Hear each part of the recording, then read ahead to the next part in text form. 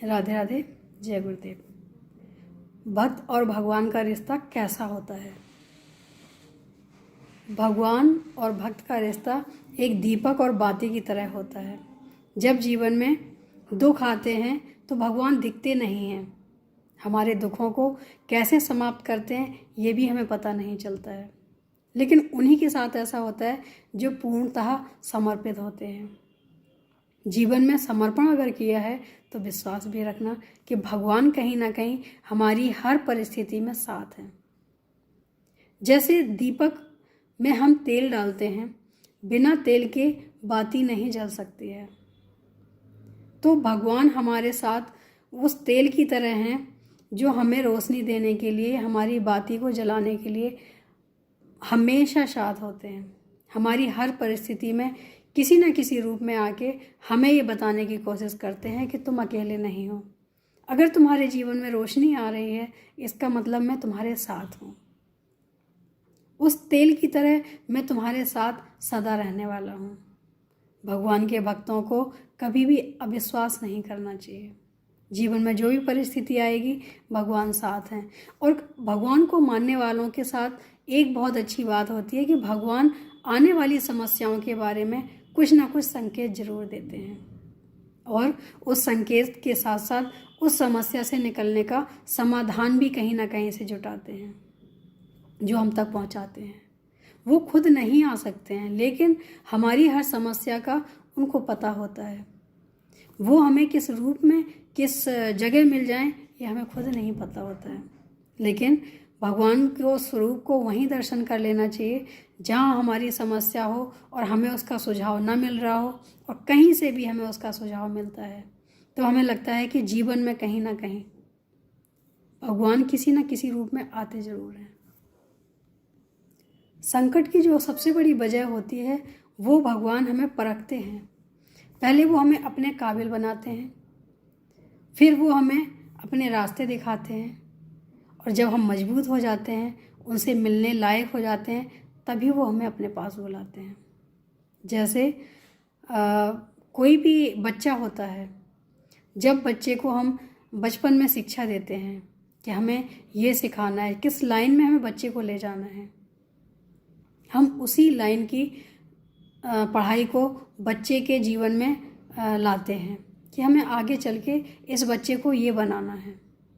तो जिस लाइन में बच्चे को जाना है, तो उसके पढ़ाई और अध्ययन का बहुत ज़रूरी है उसका पहले से सोच लेना, क्योंकि अगर हम नहीं सोचेंगे तो बच्चा किसी भी लाइन में कैसे जाएगा। ऐसे ही भगवान के हम बच्चे हैं, और भगवान जो जिस लाइन में ले जाना चाहता है, अपनी तरफ अगर खींचता है, तो कहीं ना कहीं भगवान की भी ये सोच होती है कि पहले ये हमारे लायक तो हो जाए, ये सारी क्लासें पार करके तो आए। जब ये सारी क्लासें पार कर लेगा तो हम एक इसको पोस्ट देंगे, ये किस लायक हो गया है, ये कहाँ पहुँच गया है। ये सारी चीज़ें भगवान ही तय करते हैं। जो भगवान को मानते हैं उनको ये चीज़ पता है कि वो कभी भी भटकने नहीं देते हैं। किसी न किसी सहारे, किसी न किसी के द्वारा हमें रास्ता दिखाने के लिए ज़रूर भगवान आते हैं। भगवान हमें दिखते नहीं हैं, लेकिन जो भगवान को मानते हैं उनके साथ हर पल भगवान रहते हैं, और ये चीज़ वो ज़रूर महसूस करते हैं जिनको इन बातों पे विश्वास होगा, या जिन्होंने कभी ना कभी उनका दर्शन या उनका चमत्कार या उनको महसूस किया होगा। हर किसी को ये चीज़ें समझ भी नहीं आती हैं, क्योंकि ये चीज़ें सिर्फ भाव से जुड़ी होती हैं। जब आपके अंदर भाव ऐसा होगा तो सब चीज़ें दिखने लग जाती हैं। भगवान के सारे चमत्कार भी दिखने लग जाते हैं, भगवान का आसपास होना भी महसूस होने लग जाता है। उसके लिए हमें ज़रूरी है कि पहले भगवान पे अटूट विश्वास करें। अगर भगवान पे अटूट विश्वास होगा तो सारे कार्य अपने आप बनेंगे। भगवान हमारे साथ हमेशा रहता है।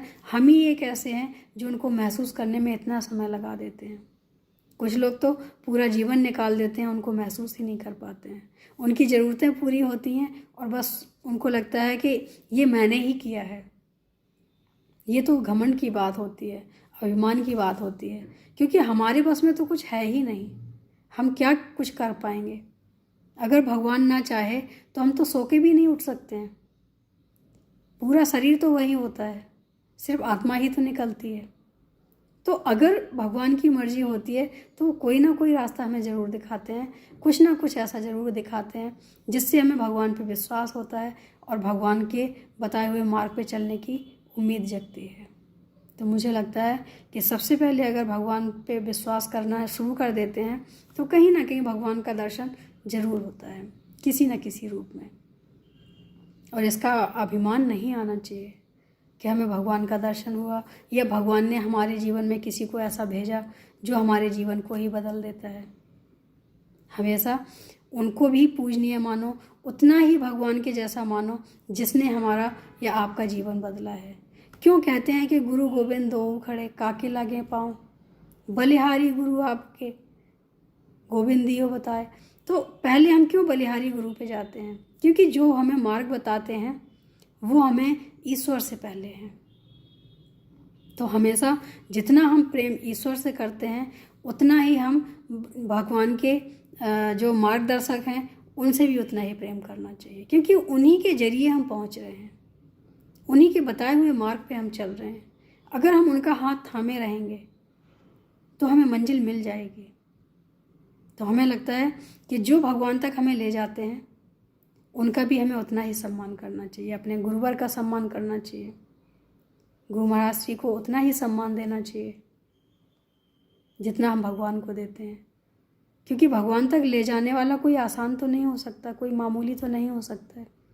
अगर हमें कोई रास्ता बताने वाला हो उसको भी हम थैंक यू बोलते हैं, तो हमें जो लेके जा रहा, बाँह पकड़ के लेके जा रहा, तो उसका तो हमें हर पल शुक्रिया अदा करना चाहिए।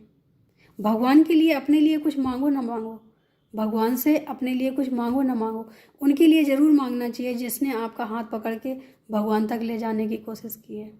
और हमें उनके पीछे भी चलना चाहिए, क्योंकि हमारा भटकाव होता ही जब ही है जब हमारा कोई मार्गदर्शन नहीं होता है, कोई हमारा मार्गदर्शन करवाने वाला नहीं होता है। तो मुझे लगता है कि मार्गदर्शक अगर मिला है तो उसको थाम के रखो, उसको छोड़ते ही हम भटक जाएंगे। उम्मीद है अच्छा लगा होगा। आज के लिए इतना ही। राधे राधे, जय गुरुदेव।